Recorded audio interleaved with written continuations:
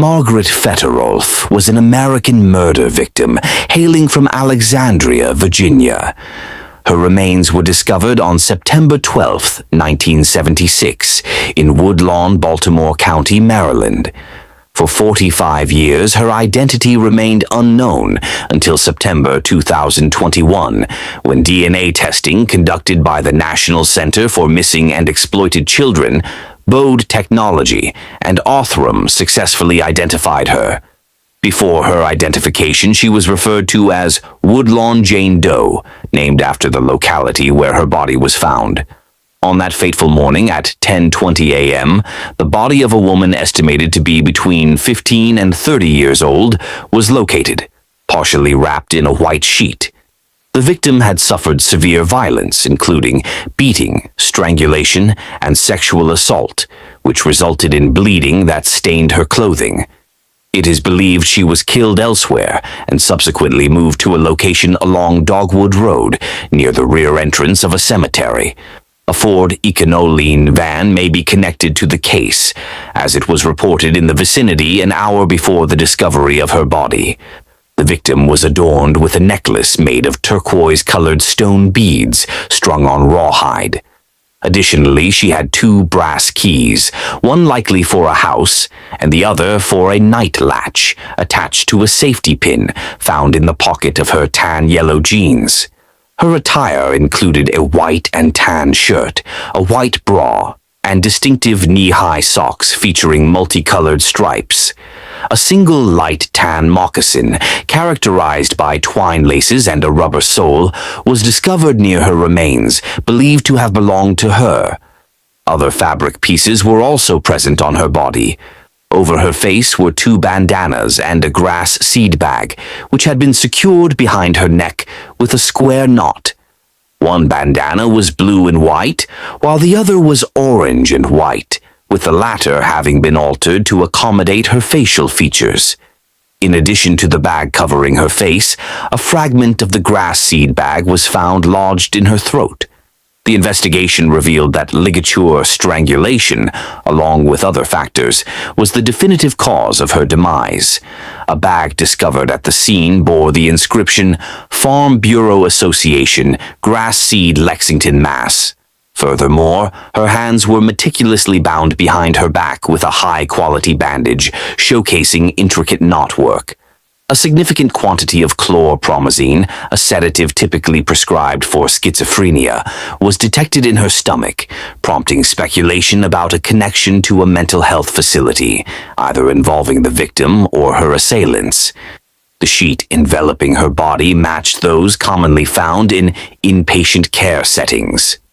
Forensic experts assessed her physical attributes, estimating her weight to be between 149 and 159 pounds, and her height ranging from 5 feet 6 to 5 feet 9 inches. Her blood type was identified as O positive. Evidence indicated prior dental treatment. She had 3 molars extracted and 5 remaining teeth filled, suggesting a background of adequate financial means. Additionally, one of her teeth was notably misaligned. A poorly executed tattoo, possibly initials, was observed on her left arm, featuring 2 letters that could be interpreted as JP, SS, JB, or a similar combination. She also had pierced ears and a scar on her upper right thigh, along with a widow's peak on her forehead. Her appearance included wavy dark brown to black hair that fell to her shoulders, complemented by brown eyes and a dark olive complexion. The precise racial and ethnic identity of the victim remained a mystery to investigators and medical examiners, although there was a prevailing belief that she may have been of Caucasian descent. Following the discovery of her body, fingerprint and dental records were meticulously gathered to aid in her identification, with her fingerprints entered into national databases alongside her dental chart. A series of investigations ensued in pursuit of clarity in this tragic case. The individual in question has previously been associated with areas in Massachusetts and New York. Recent findings suggest she may have been a teenage immigrant from Central or South America, having resided in Jamaica Plain, Massachusetts, although her family remains untraceable. In 2016, the National Center for Missing and Exploited Children disclosed that she might have gone by the names Jasmine or Jassy during her lifetime. Numerous missing women from across the United States have been ruled out as potential identities for Woodlawn Jane Doe. The county police department is currently offering a monetary reward of $2,000 for any information about this case. A particularly notable instance is that of Maria Mia Angiras, a teenager who vanished from her Connecticut home in February 1976. The victim's visage has undergone multiple reconstructions for public dissemination, with 3 versions created by the National Center for Missing and Exploited Children. Additional sketches also exist. The local police department has provided an age regression and another reconstruction, crafted by Eve Grant, in hopes of estimating her appearance at a younger age, should she have been a runaway or known to someone during an earlier phase of her life. Among the items the victim possessed was a key manufactured in Fitchburg, Massachusetts, bearing the inscription DB09212. Furthermore, a grass seed bag linked to a factory in Buffalo, New York, was discovered. This bag had been sold exclusively in the Massachusetts cities of Waltham, Rochdale, Lowell, South Weymouth, and Greenfield. Notably, production of this type of bag had ceased years before the murder. Forensic pollen analysis of the items found alongside the body indicated that she had likely spent time in a densely populated area, such as Boston, Massachusetts, or New York, New York. These findings were bolstered by the presence of cedar and hemlock pollen, which may have originated from locations like the New York Botanical Garden or Harvard University. The case has been highlighted on America's Most Wanted. Although various leads were pursued, they did not result in identifying the victim or her assailant. In December 2015, a significant development was reported by the National Center for Missing and Exploited Children after Baltimore County Police received a tip. A potential match was identified, described as a Puerto Rican or Colombian teenager who had relocated to Boston, Massachusetts, with her parents and up to 5 siblings. The tattoo reading JP on her arm was suggested to possibly represent Jamaica Plain, the neighborhood where this potential match resided, specifically on Forbes Street. The investigation also considered possible school locations. However, the department faced challenges in locating the girl's relatives, which temporarily stalled the investigation. On the 40th anniversary of her discovery, the National Center for Missing and Exploited Children unveiled an updated reconstruction of the victim. On September 15, 2021, following additional DNA analysis conducted with the support of the National Center for Missing and Exploited Children, Bode Technology, and Othram, detectives successfully identified the girl as 16-year-old Margaret Fetterolf from Alexandria, Virginia. Fetterolf had gone missing in the late summer of 1975 and was a student at Hayfield Secondary School at the time of her disappearance. Her family reported her missing 1 year before the discovery of her body. In 1991, a tragic incident unfolded in the serene surroundings of Kapu, Hawaii, where a young woman was abducted and brutally assaulted. Discovered on Christmas Eve, she succumbed to her injuries in the hospital the following day. Initially, a suspect was convicted of her murder, only for the truth to emerge years later through advanced DNA testing, revealing his innocence. The evidence found on a sheet used to transport her to the hospital ultimately pointed to the true perpetrator. 23-year-old Dana Ireland, a tourist from Virginia, was kidnapped, viciously beaten, and left on a fishing trail in Puna, where she was found clinging to life among the bushes. Despite immediate medical attention, she tragically passed away due to severe blood loss. At the time, the police discovered DNA on her body and the transport sheet, but the forensic technology available was insufficient to identify a suspect, leaving the case unresolved for decades. Fast forward to January 2023, when Albert Ian Schweitzer, wrongfully convicted in 2000 for Dana's murder, was exonerated after his legal team presented compelling new evidence. Ian, one of 3 men previously imprisoned for the crime, had consistently proclaimed his innocence.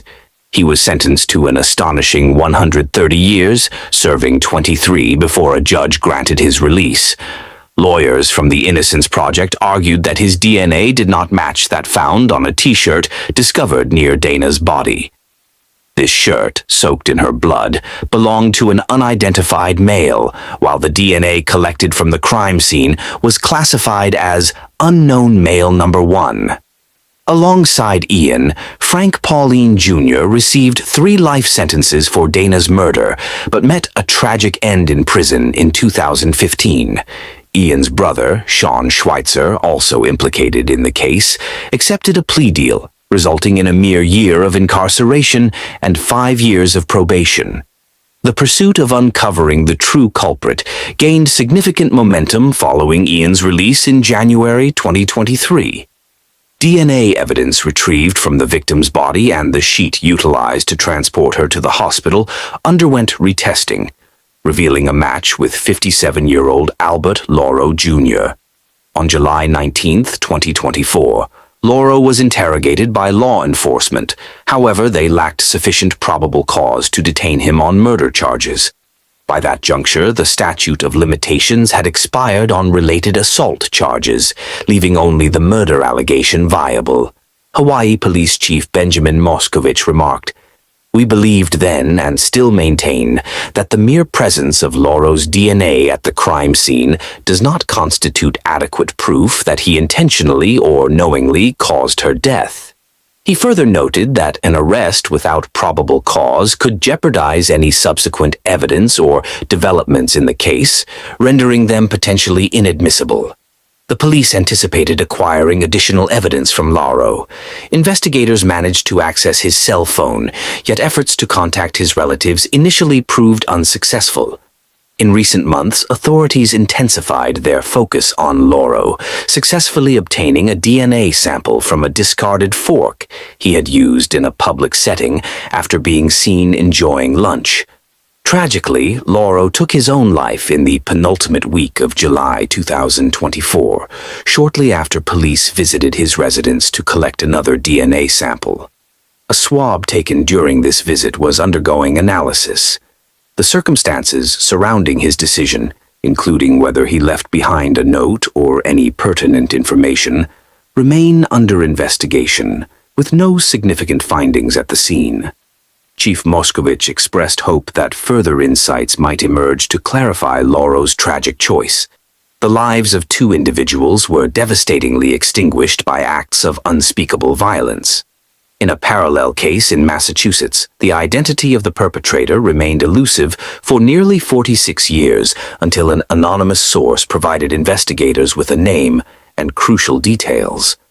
The pursuit of uncovering the true culprit gained significant momentum following Ian's release in January 2023.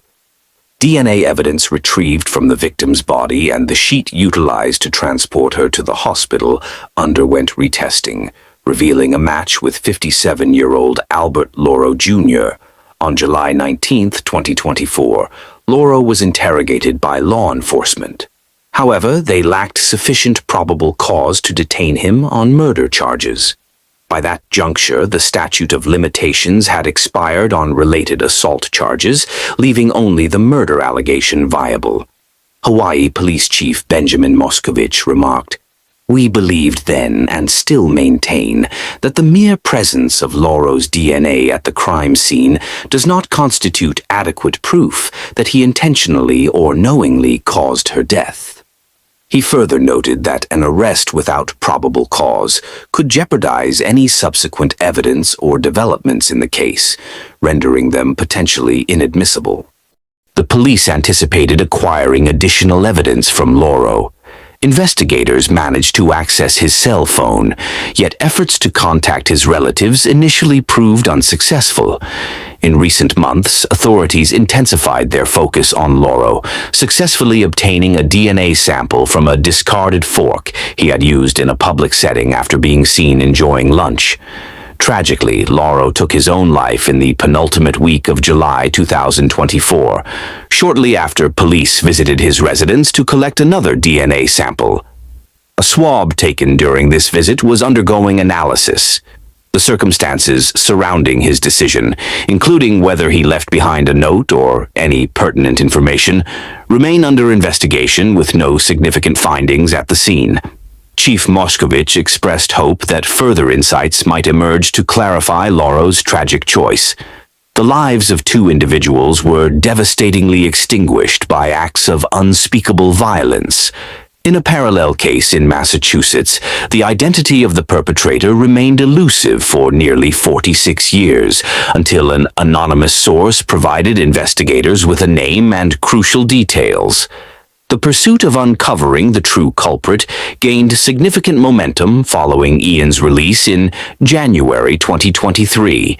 DNA evidence retrieved from the victim's body and the sheet utilized to transport her to the hospital underwent retesting, revealing a match with 57-year-old Albert Lauro Jr.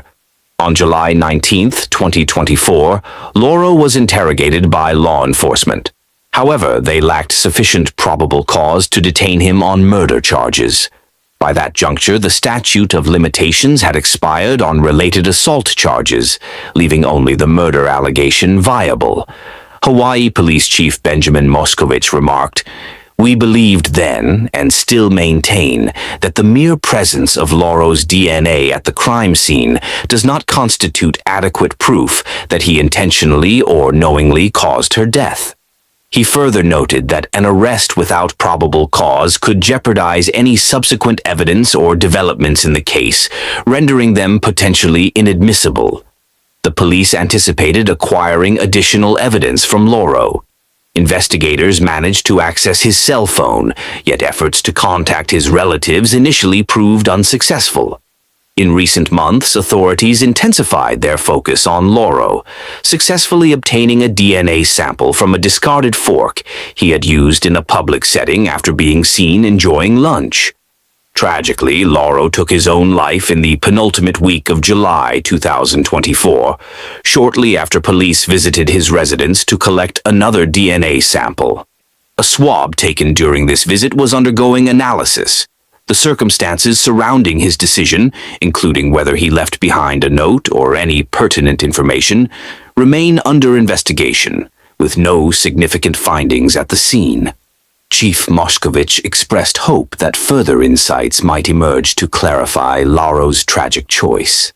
The lives of two individuals were devastatingly extinguished by acts of unspeakable violence.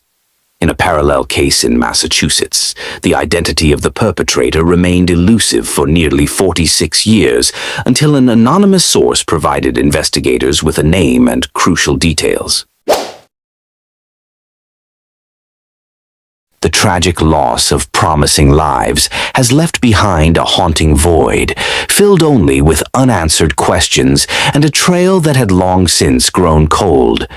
Years later, the progress of advanced forensic technology revealed a chilling truth hidden for almost 50 years, discovered through a solitary blood sample from a long-ago autopsy, right beneath the investigators' awareness. Esther Gonzalez was a 17-year-old high school student residing in Beaumont, California, nestled in the foothills of the San Bernardino Mountains. As the fourth of 7 siblings, she had a remarkable ability to bring joy and laughter to her family, particularly with her sister Elizabeth, who was just a year older. Their close relationship often made them feel more like twins than mere sisters. On the evening of February 9, 1979, Esther left her parents' home to visit Elizabeth, who lived a short distance away in Banning. This was a familiar route for her, one that should have felt secure.